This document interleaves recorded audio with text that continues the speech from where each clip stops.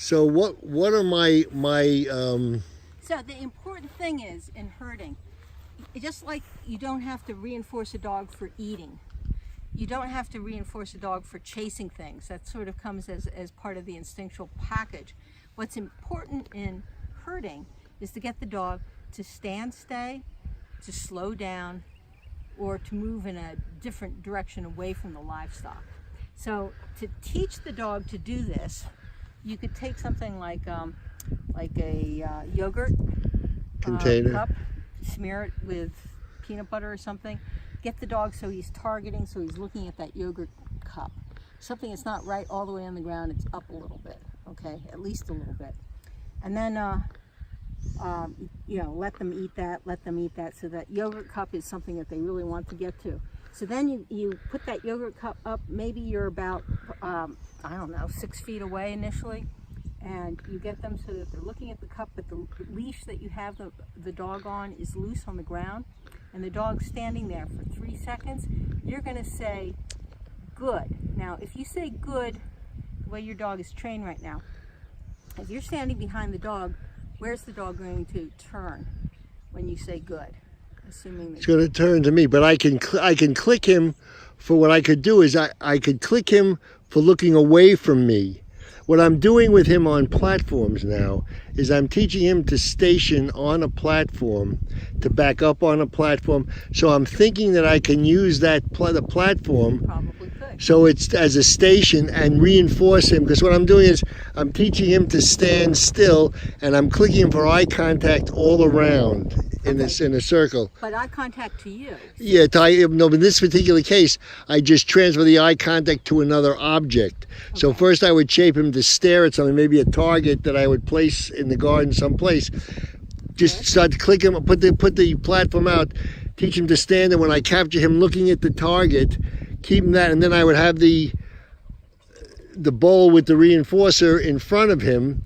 When he stands for 2 or 3 seconds or more, then I could click him, and then I could feed him, or I could toss something into the bucket. Would that be a good plan? That would be okay, but what you're trying to do... I want a good plan. Remember, this thing is supposed to represent a sheep, so you don't actually want him to, you know, maul the sheep, you know, grab the sheep.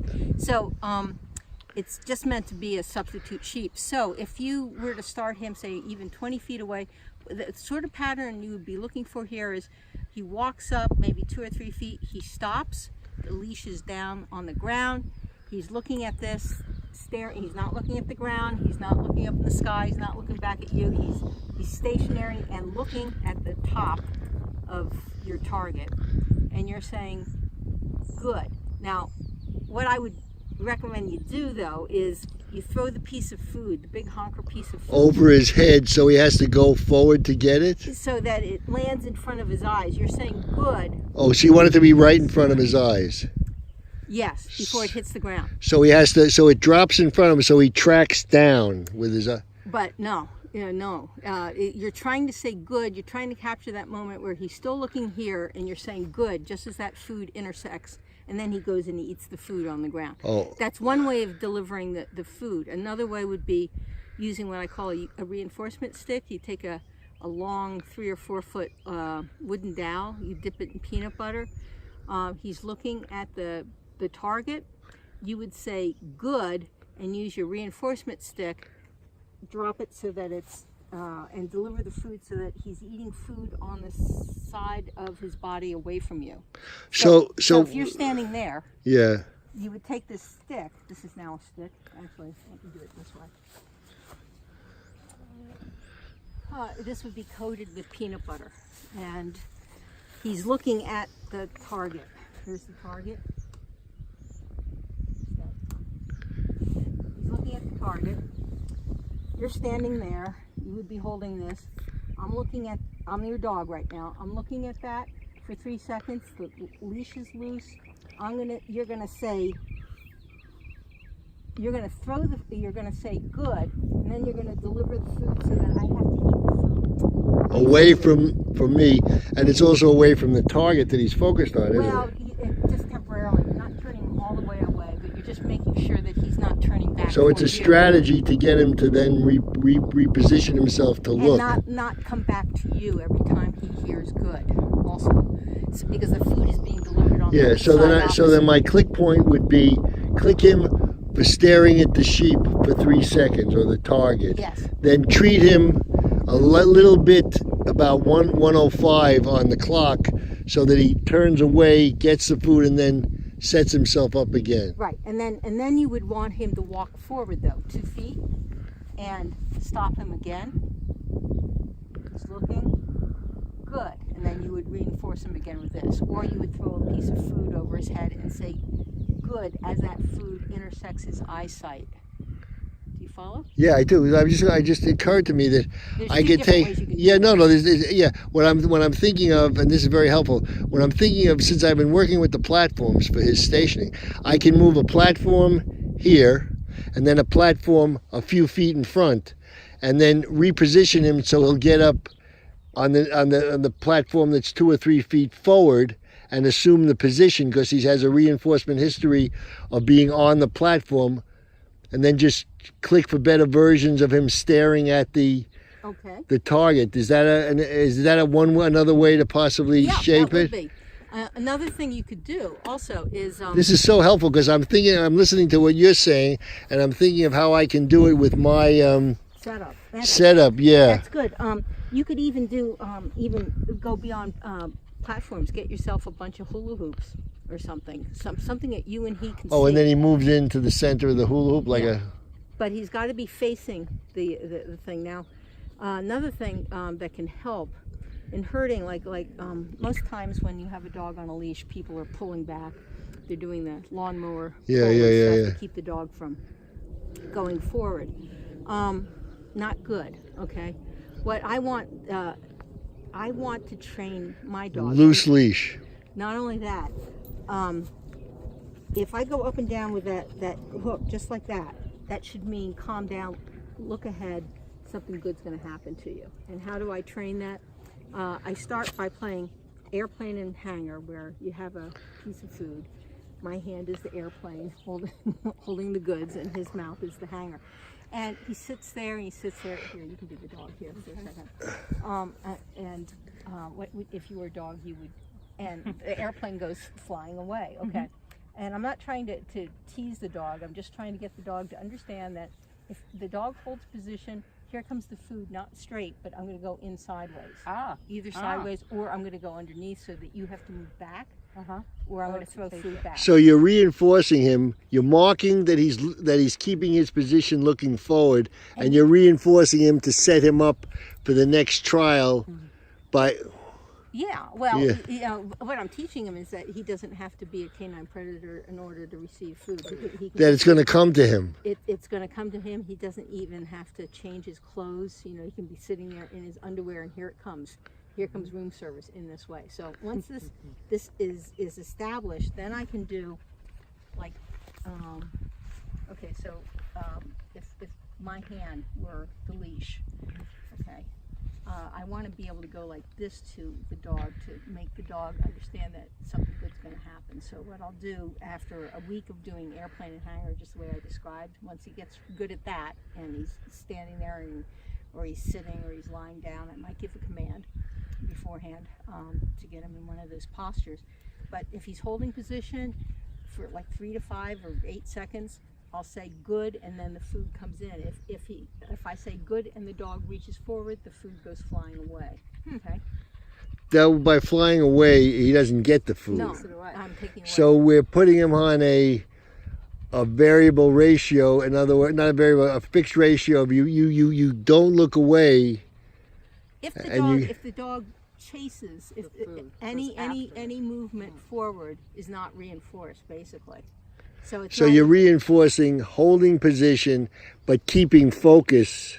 Yes, and you must not move forward while the food's coming in. So if the dog breaks position to get that food, so I have to first get him to just stand still, and then raise my criteria gradually to select for better and better versions of the looking forward, not moving. Well, this is a little different here. Hang on here, because what I'm adding in here is he's on a leash, you're doing this, sometime he might, you might throw a piece of food and he goes the wrong way, and but he's on a leash just to have the leash there initially.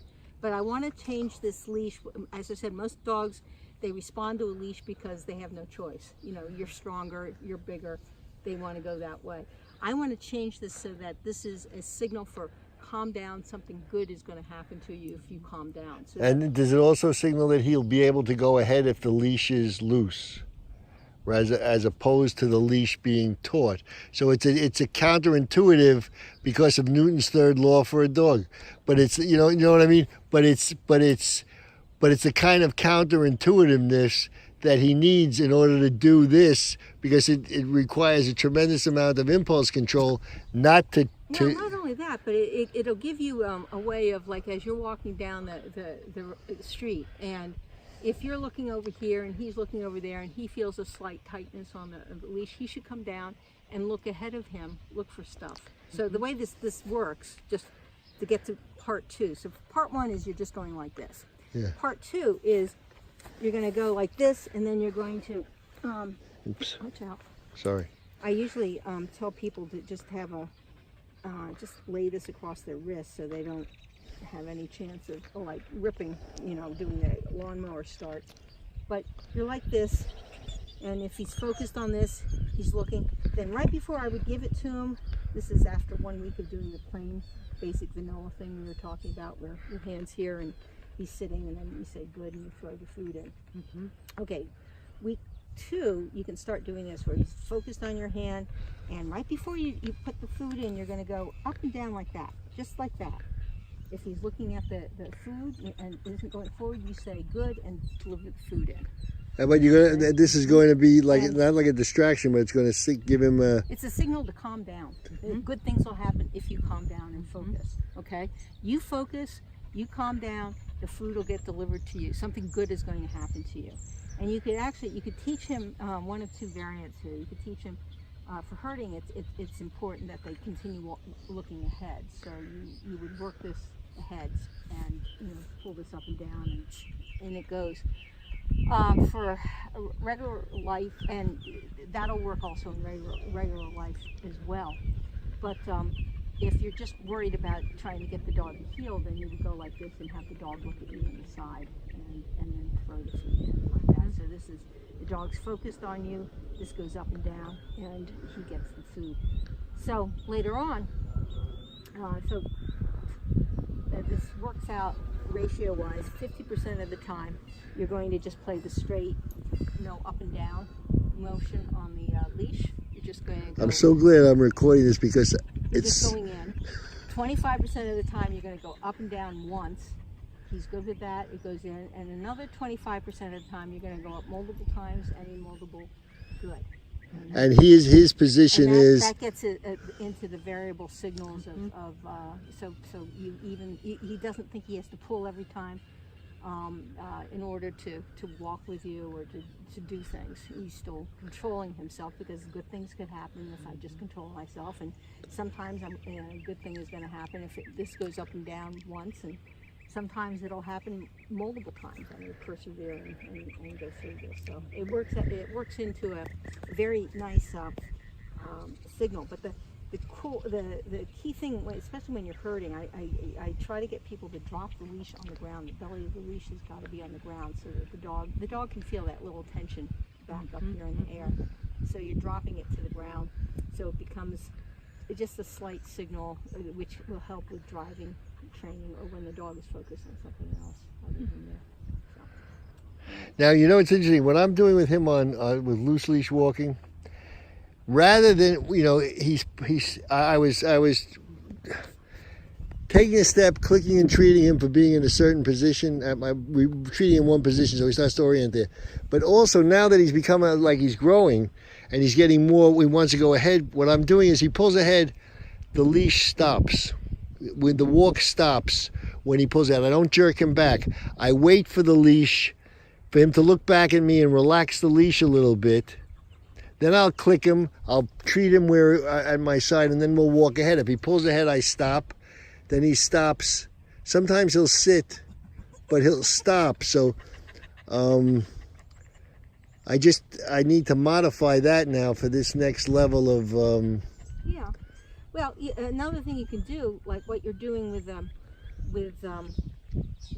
your walking, I would also suggest you do cha-chas with him, where if he's going out, give him enough line to go out, and then see if he notices you going backwards.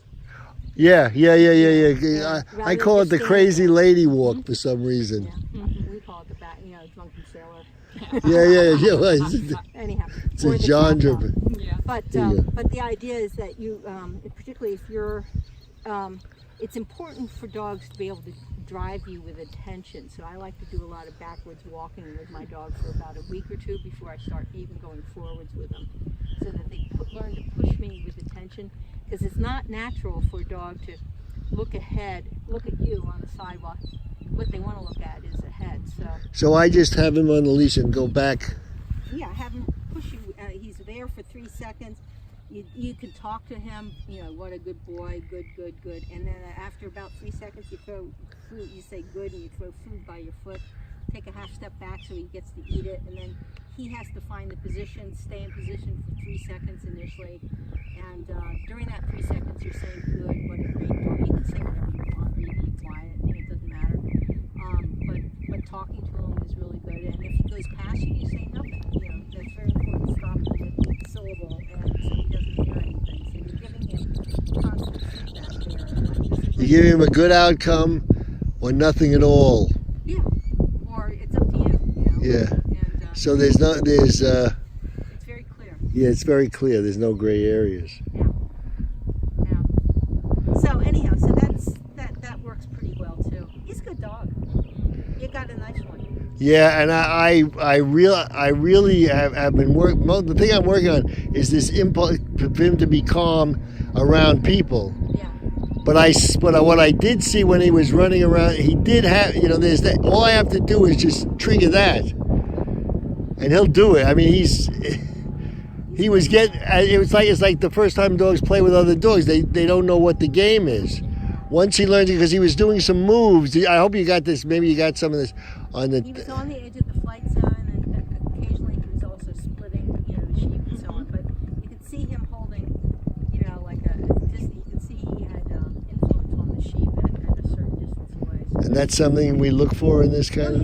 yeah, and that's something you want to encourage. It's something you teach them. They've been herding to stay on the edge of the pressure for the flight zone, so that they are respectful and mindful of the other creatures. Inner space bubble and so on. But with people and stuff, he's a nice dog. He's really a nice dog. Yeah. Well, because I do this for a living, and he's got to be. He's not only he's my love, but he's a tool, a business tool. My business is built by direct marketing. Yeah. But he. So you could do what you were saying about the platforms. You could do it that way. But you got to make sure that he understands that he doesn't just look for places. He's got to do this everywhere. Now, regarding that, looking for places, suppose I taught him to target something. Maybe I could even get a drawing of a sheep and put it up on the fence in the yard and teach him to focus on, capture him looking at that, or I don't know, or anything, just a target.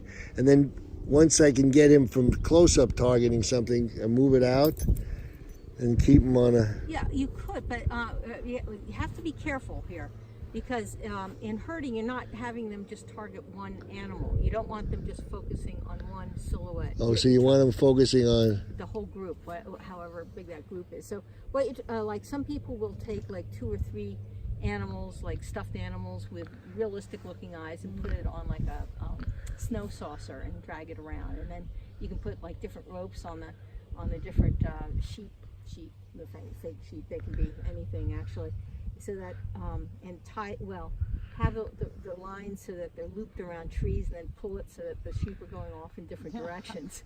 That's sort of what you're trying to get the dog to respond to, and try to control, like change his position so that the sheep will come back in. So it's how do you get them to come back in? Yeah, we'll have to keep them together. No, I mean, if you pull them, then how do They go away. Right, but then how do you, if you're doing that, working with the dog, how do you then pull them together and make the dog think he did it? Well, you could have like Domino! Maybe the string go the other way. Take it. Yeah, you yeah, could have yeah. 2 strings. Yeah. You'd need 2 strings on each of them, Got or it. have one way of like pulling them all back together Right, right, through a like a guide. right. But you could get fancy with this. Most people will just have like will just pull one away and see if the dog covers, and then you throw like a ball or something back there, because you don't actually want them to get the sheep or get the cone or get the whatever they're herding. The stuffed animal, you want them to stay a certain distance, and then if you want them to use like they're fetching, cojones, you throw a ball or a frisbee. Oh, or look at something. this. Look at that. Good boy. You can also, like I have a number of students who use teach their dogs to go come by and lie down, because they don't fall as quickly as the ball and fences, kind of that thing, and then lie down, walk up, lie down, like that. So I've had a number of students do successful things with that. As a training tool. So it's all about, you chase, the dog's got to chase something. Yep. It's got to go after something, or it has to have an impulse. Can't go after all balls, because some balls land in the middle of the street. You don't want them running after that. So Right, right. it's there's a time and place for everything. So that's kind of sort of what sheep herding gets them as well, is teaching them when and where and what to focus Do you have a book that you've written on DVDs or on. I videos? should have one. Yeah, you definitely should. I've been asked. And then Torza, because there's nothing on Torza. It would be perfect. I have a lot of written stuff, but I just did a seminar, just a clinic just out in Ohio just a few weeks ago, which was it was good. It was good. But I'm the only one doing this positively in herding, really. I mean, there's somebody I think up in Canada who's giving the world. Now where's he going? Domino!